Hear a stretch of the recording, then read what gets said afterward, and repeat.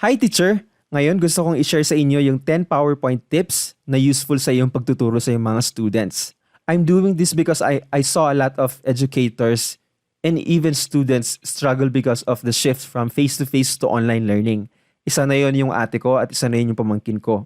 I'm hoping that these tips will help you increase your effectiveness as an educator para mas maging confident kang naiintindihan ng students mo yung lesson.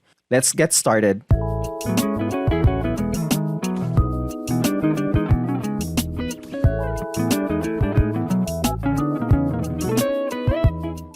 First tip is to change your slide size to widescreen.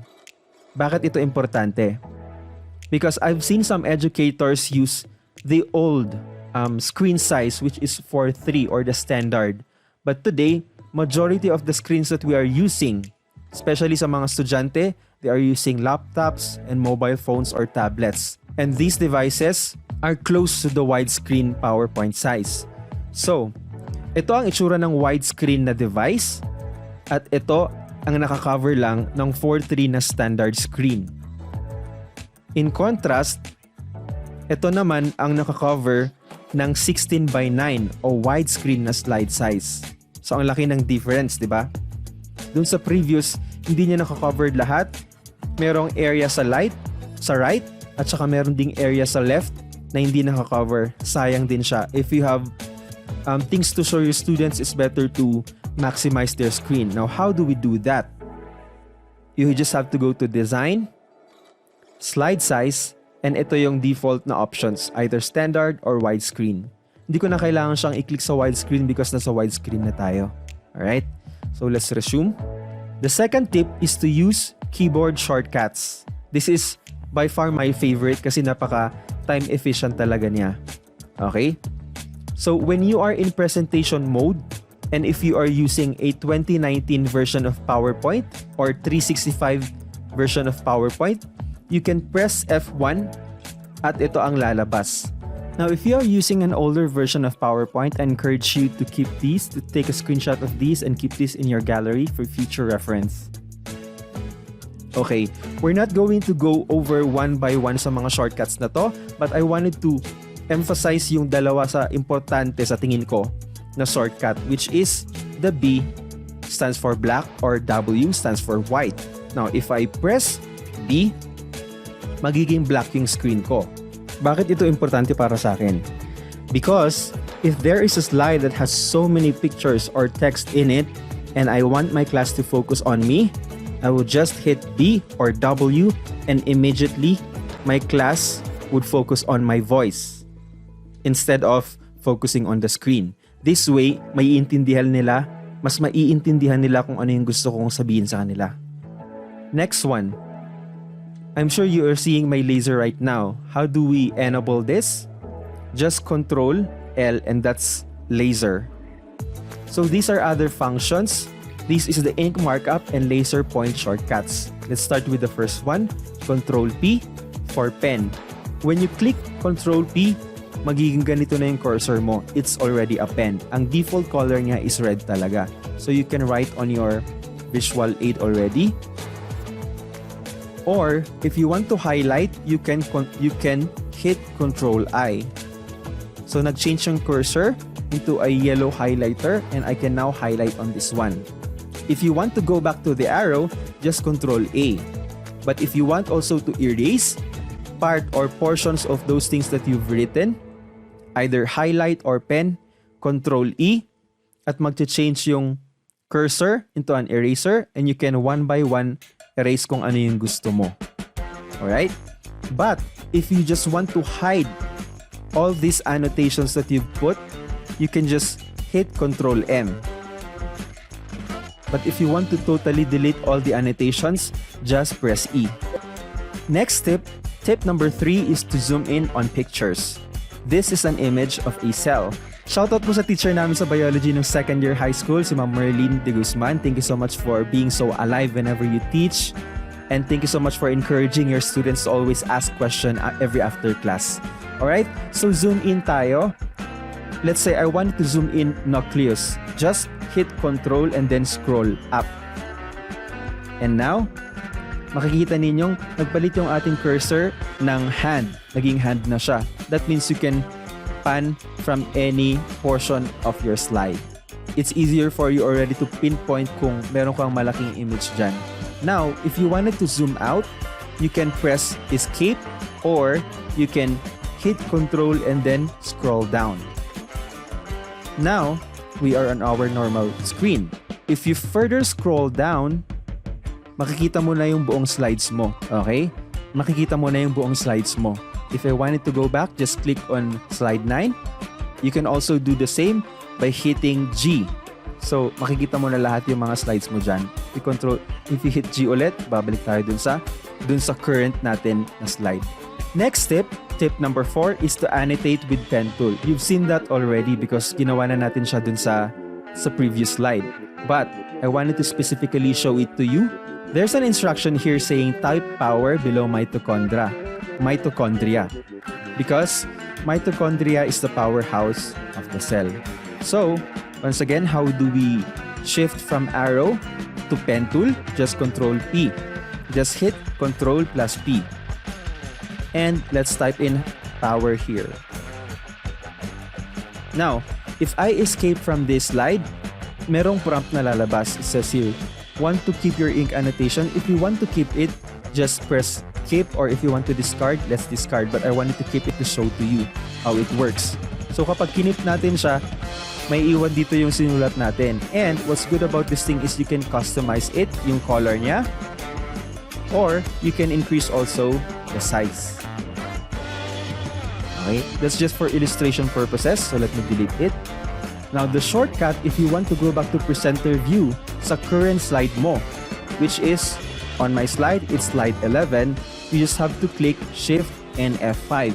But if you want to start from the very beginning, just press F5. Since I want to start again with slide 11, I will just have to press Shift F5 and I'm back. Tip number 5 is to use hyperlink. By definition, ang hyperlink, it is a word, a phrase, or an image that you can click on to jump to a new website, a new document, or a new section within the current document. There is actually an icon here, which is this one. And let's just click on this one para pumunta tayo dun sa top page.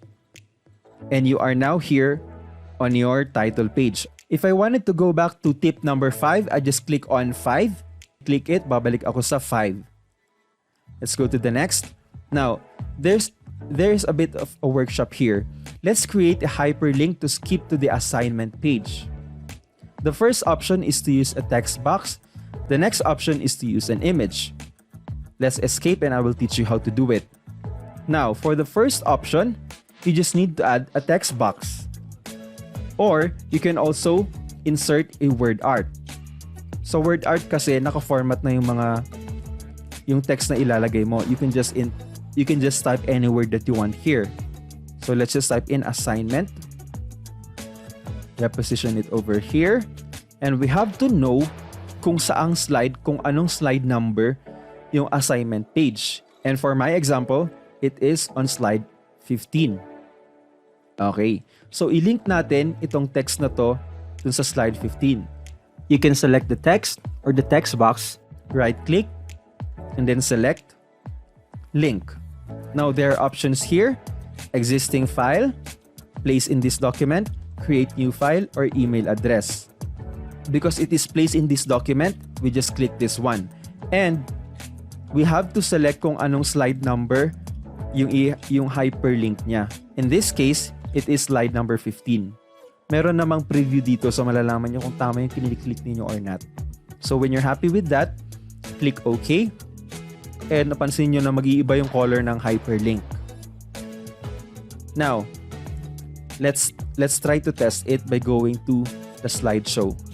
Now, if I click it, pupunta tayo sa assignment page. Okay. Same process lang siya kung gagamit tayo ng image. Now, I have this image here. Let me just reposition this and enlarge. The process is to right-click on the image, select link, and then also place in this document, and let's select our slide, which is slide 15, and then hit OK. we go back on presentation view and we click it, nandito ulit tayo. Alright? The next tip is to hide the backup slides. Supposing nandito na ako sa slide na to, and kung magne-next ako, assignment yung susunod na slide.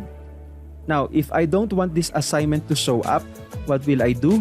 You can just go to your thumbnails and then select on the slide that you want to be hidden, right-click, and then select hide.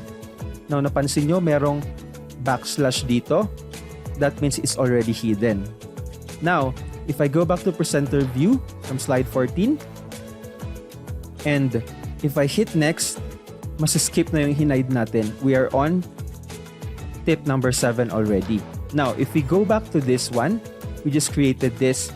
Even if it's hidden, even if the assignment slide is hidden, ma-access pa rin siya ng hyperlink. So if I click any of this, let's say the image, ma-access ko pa rin yung assignment page. Cool, right? Next tip, tip number 7, is to use presenter view and slide notes.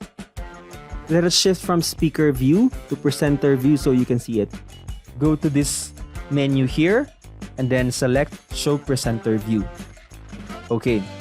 This is especially helpful sa mga merong secondary monitors or if you are projecting this on a screen projector. On the left side, this is your current screen. Ito yung nakikita ng mga estudyante mo currently. Now, on the right side, this is your next slide. So, it's very easy for you to know kung ano yung susunod mong sasabihin because you already have a visual cue on the right side of your screen. If I hit next, you will notice that there is a notes in here. This is what we call the speaker notes. Now, if you can see, it's wordy, right? The third planet from the sun, blah, blah, blah, up to single second. Whenever you're presenting to your students, para hindi sila mabore, is to always remember less is more. So do not put a lot of text on your screen because you don't want your students to focus on the screen. You want them to focus on you because you are the educator and the screen is not the educator. So these are the speaker notes. How do we access that? Let's just end this slideshow. And then, this section right here, dito ka pwedeng magsulat ng mga speaker notes mo. If you want to add, just add here. Okay? Kung hindi mo siya nakikita, maybe it's hidden. Maybe it's hidden. What you can do is to just click right here, notes. And when you click it, lalabas yan. And then you can increase the height of this section. Let's go back to our presenter view. Shift 5. And then select presenter view from here. I already have a visual clue that I'm going to talk about the size of the Earth compared to the Milky Way galaxy. So if I click next, ito yung mga speaker notes ko. Okay? Now kung sobrang daming text, you have the option to use the scroll or you can also make the font smaller by hitting this one. If it's too small, you can increase it back. Or another option is to maximize this section right here. Okay?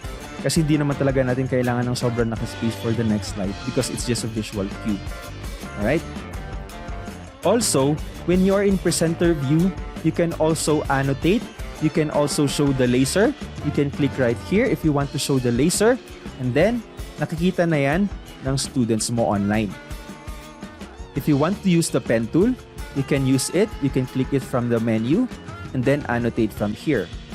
Okay, let's say these are the constellation, whatever. Or if you want to highlight, you can still use the highlight. Now, you can choose the ink color. From here, the default color is yellow for highlight and red for pen. So let's say we are using green for the highlight. Now it's highlighted green. Okay? Next tip, tip number 8, is to increase our cursor size. Why is this important? Let's just hide the presenter view and shift to arrow, click A, Control A. Why is this important? The reason is, ang hirap especially sa mga bata na sundan yung mouse movements mo kasi ang liit ng mouse. Actually, even for adults, mahirap siyang sundan. So what we can do is to make the cursor bigger. How do we do that?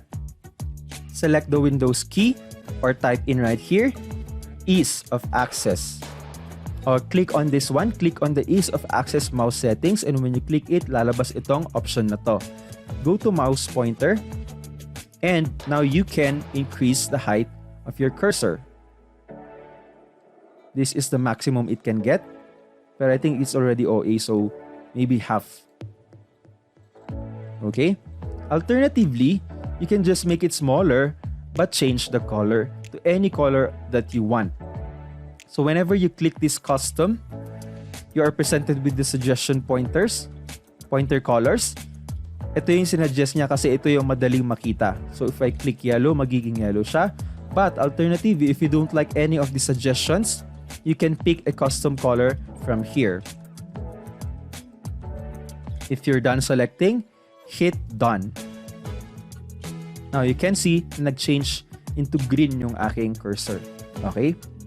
I don't want to use this, so let's go back to our previous color and then previous size. Let's shift back to our presentation. Shift F5 to go back to the current slide. And we are ready to see our tip number 9. Tip number 9 is to include slide number. Why is this important? Mas mapapadali kang mag-refer sa mga lesson mo kung merong number yung slides mo. It's easier for your students if they have also the copy of your presentation to scroll through the slide number that you are currently teaching during your class. So how do we include a slide number? It's easy. You just go to Insert and click this one. It's called the Insert Slide Number button. When you click it, lalabas ito. You just select slide number. And if you don't want any slide number, any number to be shown on your title slide, just click this one and select apply to all. Now you can see meron na tayong slide number dito. If you want to make this bigger or if you want to reposition it, go to view, go to slide master, go to the first slide or the slide master, click on this one, and you can adjust the properties.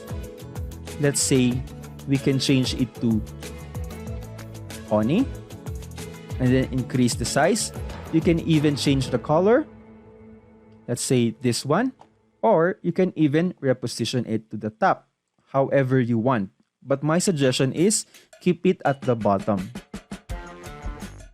If we close the master view, dapat nag-apply na rin siya dito sa mga slides natin. Slide 20. Alright, let's go back to our presentation, Shift F5. The last and final tip for today is to use suitable animations. Now, I have this slide from a teacher. He is Teacher Shan. Thank you so much for this question, Teacher Shan. And now I'm going to teach you and also the rest of the teachers on how to use suitable animations. Animations are essential part of PowerPoint, but if you are using them, you should need to make sure that you are using them suitably. Otherwise, magiging distracting lang yung animations mo. Here is an example of how to use an animation in a slide that is suitable. So this slide talks about a force, either a push or a pull. Now, Teacher Shan, he wanted these arrows to move, to indicate direction. How do we add animations on these arrows such that they will constantly move from left to right or from right to left, depending if it's a push or a pull? I will teach you how. Let's start with this one. It's a push. Now, syempre, you want this to move pa ganyan, di ba? Pag ganyan, dire-diretso. Let's go ahead and apply animations to these arrows. Go to Animations. Select Animation Pane. Currently, ito yung animation na nilagay ni Teacher Shan. So, let's select it all and then delete. Let's start with the push arrow. Click it. And then, add animation. The entrance that I want it to have is to fade. So as it enter the slide, gusto ko na to fade siya. And the next one, I want to add a motion that is indicating a movement from left to right. So parang pa ganyan. While it is selected, click Add Animation again, and then scroll down and select Motion Path. By default, pababa yung motion path, but I want it to be from left to right. So right, paganyan na siya. Once I click this, lalabas yung guide mo kung saan titigil ito. Okay? So what we can do is to move this thing right here. And if I click this, ito gusto ko tumigil lang siya dito. So currently, if I play this from the first arrow, mag-a-appear muna siya. And then if I click one more time, mag-move na yung arrow from left to right. But if I want it to simultaneously happen, yung nag-fade siyang nag-enter habang gumagalaw from left to right, what we can do is to select this animation and then select with previous. If we play this slide and if we click once, sabay na yung fade at saka yung movement doon sa arrow. Now, I want this arrow, itong movement na to repeat. So what we can do is to select on this one, on this drop-down menu, select timing, and you'll be presented with this one. Now repeat. Let's just repeat it until the next click. You can also change the duration from 2 seconds. Gawin natin siyang 1 second. Then hit OK. Now whenever we play it, and then click, dire-diretso, magagaganyan lang yan hanggang sa next click natin. Now, if I click it, it's gonna stop. Let me do it for the other arrow. Hey teacher, I wanted to take this moment to validate myself if I'm giving any value to you. If you'd like to learn more PowerPoint tricks that can be helpful for your class, if you want to level up your PowerPoint skills, hit the subscribe button, pati na rin yung bell icon to be notified kung sakaling meron akong bagong tutorial. I will also be creating videos teaching fellow Pinoys how to start selling their PowerPoint skills to earn some dollars just like what I'm doing. So if you're interested, please subscribe. Let's play.